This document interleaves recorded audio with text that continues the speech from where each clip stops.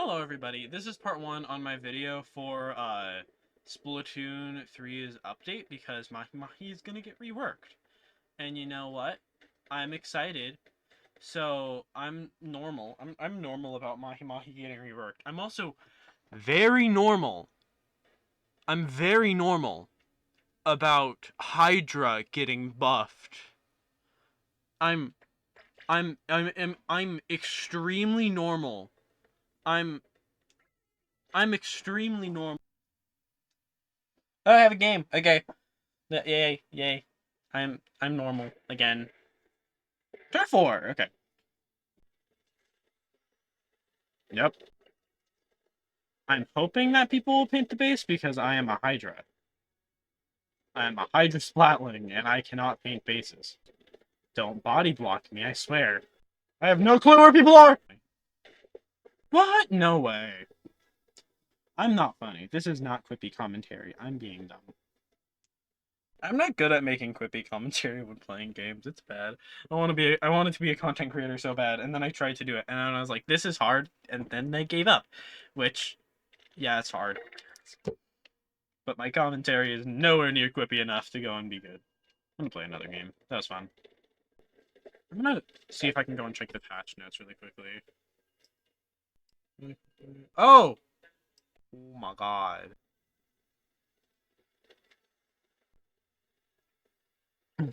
That's not how physics is. But Hydra Splatling is moving now 10% faster, which I'm gonna really quickly pop up a demonstration of one of the clips. It's walking speed while charging that's getting buffed. And oh my god, for Hydra, that's gonna feel amazing. I'm telling you. Any Hydra player will be like, oh my god, this is the best buff that has ever happened to this weapon. Because it fixes the main issue. Or it doesn't fix it, but it mitigates the main issue with this weapon in this game. Where it's just, it can't move. It can't move. This is my recording of Mahi Mahi, why Mahi Mahi suffers. Okay, so, Mahi Mahi is a pretty decent map on 2 modes, and there are parts of it that just make it struggle greatly on the other ones. So, on this mode, the right side is a bit small, it's a bit petite, it's awkward, but it's fine. I don't really have any complaints about this section of the stage, sorry. Then you go up here, there's this middle section that is gone in most of the other modes, or actually in all of them. Then there are these right sides, which are pretty wide. They're pretty well designed. I honestly like these sides a lot. Really, nothing about this stage is horrible. I'm gonna really quickly pause the recording until the water level drops. Actually, I realized one more thing. These left sides are not great just because they bring you here, and entering the stage just normally would also bring you just there. So you have a pretty limited amount of options to enter. You can also enter it this way.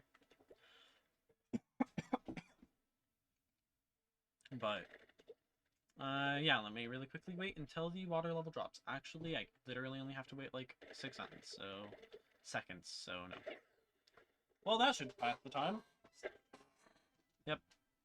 I haven't been able to see the animation once. Sucks. Okay, so the water level has dropped, and that means that not only are these areas better, this is a bit up, these areas now act as a this area now acts as like sniping platform. It gives you a good range. And this area now acts as a better flank, because now you can drop over here. This is, let me tell you something. This entire block of, like, this entire thing is removed in, zones, and that's weird. But overall, this stage is pretty good. Like, it's not horrible. I actually do like it. But the other modes get questionable. This questionability doesn't start at Mahi, or it doesn't start at Zones. Zones maintains everything.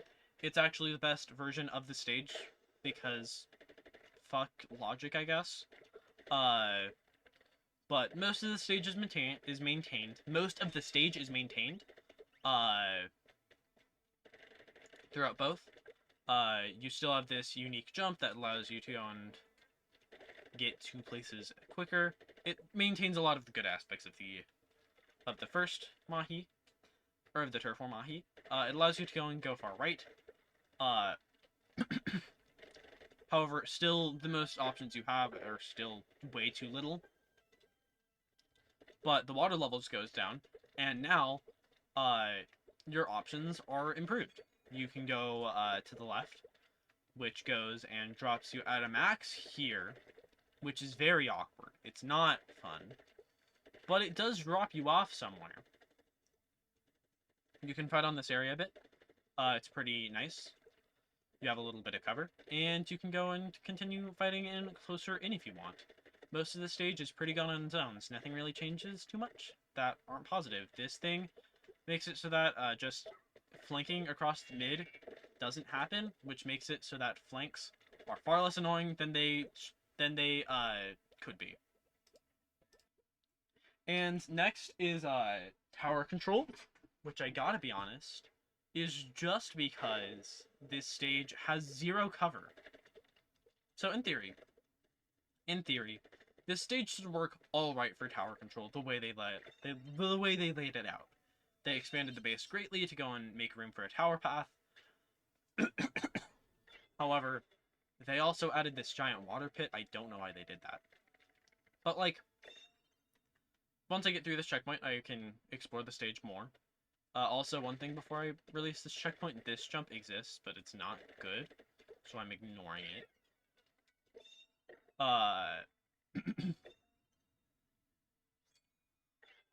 But so this stage seems pretty good. You can go all the way left.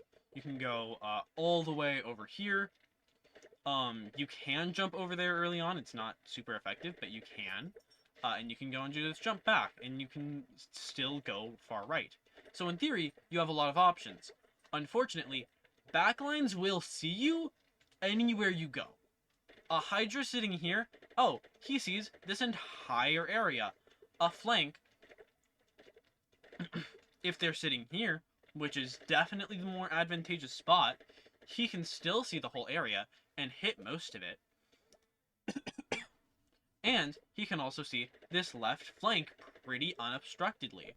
He only can't see weapons like blasters, and he can still drop and back up because this area is painted. He has options. He has a lot of them. Meanwhile, even though you have a lot of options, how much cover do you have?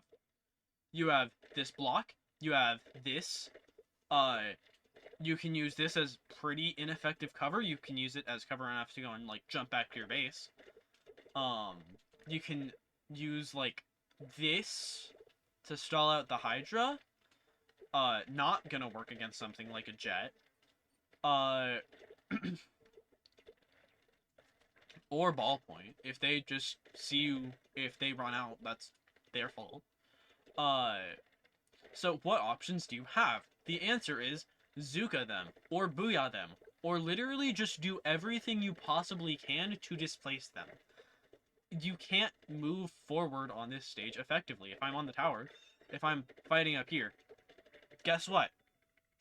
Hydra there, I'm super vulnerable. I am super vulnerable. There's this one piece of cover, I'm vulnerable outside of that. However, this stage also gets super snowbally as well. Because although, yes, this is super vulnerable, guess what the enemies don't have now, and what you have? You actually have a little bit of cover. The enemies don't have cover. A Hydra can go and sit up here. And guess what? All of the options, aside from like a crazy long flank that is not going to be rewarded in time, a Hydra sitting up here, oh, guess what?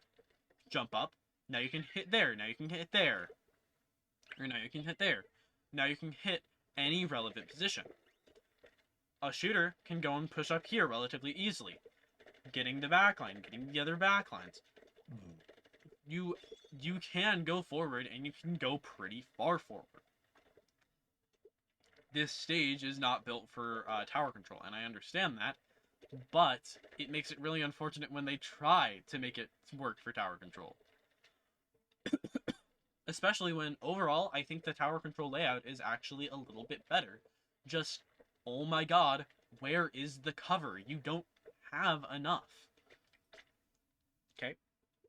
That was that, and now let's go on to Rainmaker, which is one of my favorite Mahi Mahi modes, even though I know it's horrible.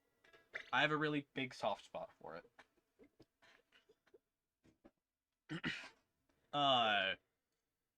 So you spawn in, you go in. These are pretty close. The biggest problem of it is that, oh my god, this stage is so small. I'm gonna go and really quickly just run it to I'm gonna run it to the left checkpoint and then to the podium.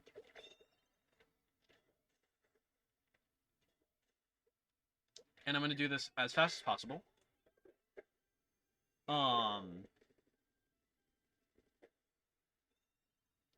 And that is a KO in like a little more than 30 seconds, and that's because I was not trying hard enough.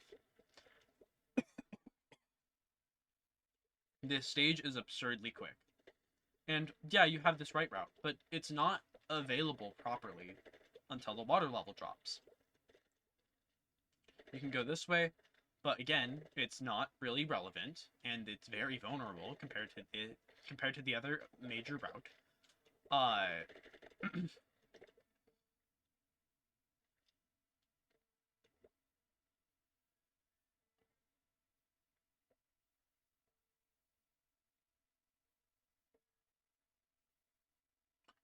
Oh, and it's still way too small. This area still has no cover, and oddly enough, it gets worse because not only is there less ground here, you can jump over here, you can bomb it out, and you can space it out. You can push way too far into the base for what the map has given you. And the map layout of Clan Blitz and Tower Control is, or not Tower Control, Rainmaker is the same thing, and they have the same problems, except for the fact that on Clan Blitz, since the mode is a zone-based mode and not a movement-based mode, it does work a little bit better there. But yeah, I'm really excited for the update. I hope you enjoyed part 1 of this video.